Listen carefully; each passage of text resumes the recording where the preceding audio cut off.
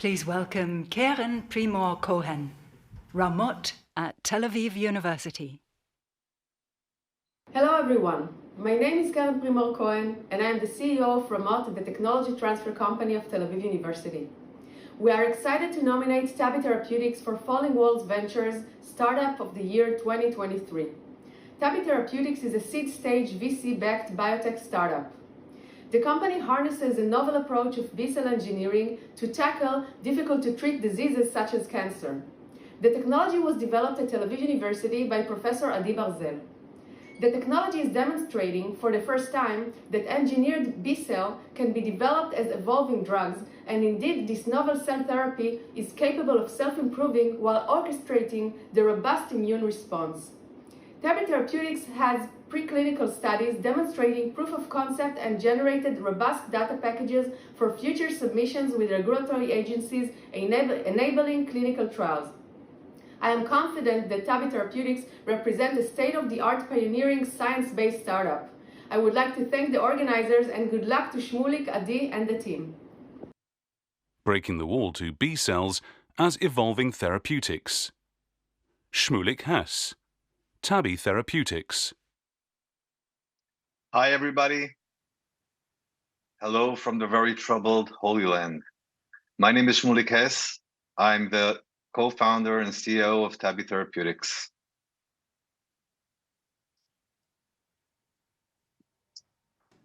Fighting evolution calls for evolutionary-based responses. Cancer as a disease can be considered as an evolutionary disease that requires an evolutionary-based response. History of modern days treatment of cancer started off many years ago, initially with the solution of surgery.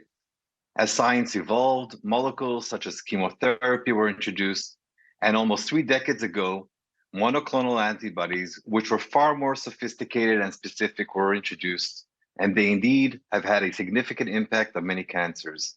But again, cancer is an evolving disease. It's evolutionary based. A one solution which is 1 or 2-dimensional is not sufficient enough to treat such a complicated disease. Over the last decade, science has been able to basically place Darwin or evolution in a test tube with newly introduced solutions for editing live cells such as CRISPR. Nowadays, we are able to engineer and edit live cells within the living body. Perhaps the most prominent example are CAR T cells. T cells these days are engineered towards specific antigens or specific diseases, mostly hematological, with unheard of results, whereas patients with diseases that a few years ago were deadly are on the verge of being curable at best case, and at worst, turning into a chronic disease. Unfortunately, this solution has been most advantageous towards hematological diseases, as mentioned, which add up to about 10% of overall malignancies. And indeed, 65% of clinical trials with CAR Ts or engineered T cells are addressing only 10% of malignancies. The other 90% of malignancies, which are mostly solid tumors, are not sufficiently addressed to date. To further expand the arsenal of evolutionary tools towards an evolving disease like cancer, the best way to go about it is actually observe nature's evolutionary response and try to boost it. When studying human tumors, an interesting phenomenon evolves. There are solid tumors that behave differently from others. And when diving into the details, there's a specific phenomena. As you can see, sometimes adjacent to the tumor, there is an area highly populated and dense with B cells. This phenomena correlates very well to overall survival of these patients. This is true not only for this specific depicted disease or the specific solid tumor, but it's true for many solid tumors. So with the knowledge of B cells playing a dramatic role in cancer, and with the knowledge that we have today in science of editing live cells, we've teamed up with an amazing team of co-founders and scientific advisors. In our case, to note specifically Drew Weissman, who just recently won the Nobel Prize, and set off on a journey to engineer B cells that will be able to join the already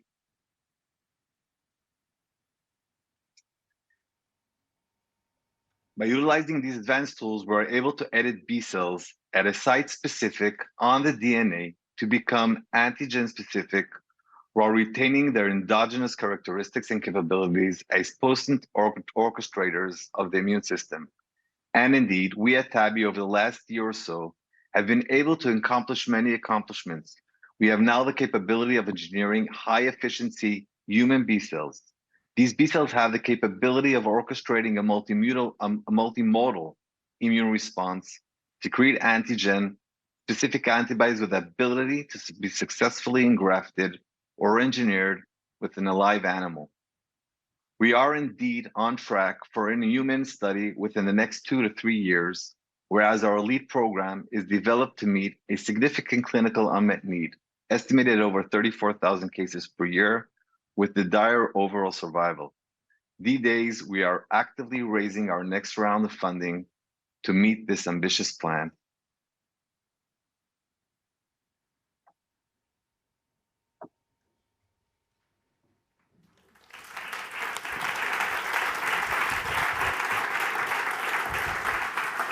Thank you. Let's take now this row of questions.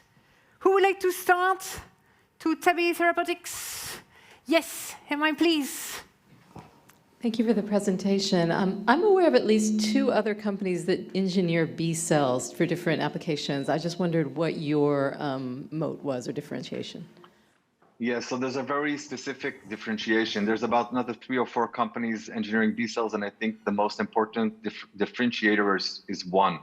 All other companies are engineering B cells to become protein factories, whereas we're engineering B cells at the B cell receptor level, whereas these B cells are forming or acting as endogenous B cells, interacting with an antigen and only then maturing to their progeny. So it's a totally different ballgame. Next question, please. Anyone? Yes, Frank? Okay. Thank you for the microphone again. I understood you correctly that your first product will be autologous cell therapy, yeah? Yes, right. So the company, or what we're striving to, and we have data for in vivo engineering as well, but given that we have embarked on a very new modality, non-existing to date. So the development plan is first an autologous approach, and only after clinical proof of concept with the autologous approach, then we will continue with the in vivo approach. And what is the vehicle to bring the new receptor in? AAV. AAV-based. Associated adenovirus, right? Thank you. Another question? Yes, Chaz, please. Here we can stay in the first row. Thank you. I mean, I think this is beautiful. I really do. I mean, can I ask, what do you think are the risks going forward? I mean, you've got the clinical data in lots of cancers. You've got all the expertise to engineer the cells. I'm not clear what the risks are. I think the risks are. I think the highest risk, or the highest. I don't know if it's a risk. The question lingering over is: can we recapitulate what we're seeing in patients and recapitulate that by interfering from the outside? I think that's the question, because there's a lot that needs to be achieved while administered or engineered in vivo. For instance, homing to the tumor site, establishing within the tertiary infrastructure or the adjacent B cells that I've showed you before. I think that's the highest question, and that we can only solve that through a clinical trial. Thank you. We have Stefan next, please. Would this B cell therapy be enough to treat cancer? Because also cancer cells develop immunosuppressive strategies, and actually it is more an array of other cells that need to come to help to support to eradicate the cancer. So how do you deal with that, and how you make sure that if it's not a one-fits-all solution, that also the other aspects of cancer treatment are taken into equation? Right. I think that's the beauty here on this platform on 2 levels. One, it's a B cell, and B cells by nature adopt to evading diseases like viral diseases and mutations, etc. And within this platform, we have data, and we've been able to also, in parallel to engineering for an antibody or for a B cell receptor, we're able to engineer for additional immune effectors. So we were able to actually have kind of the pharmacy in situ and imagine a B cell that's orchestrating a multimodal immune response by an APC, antibodies, etc., and also secreting additional cytokines, etc., at the tumor site to suppress immune effectors or what have you. Thank you.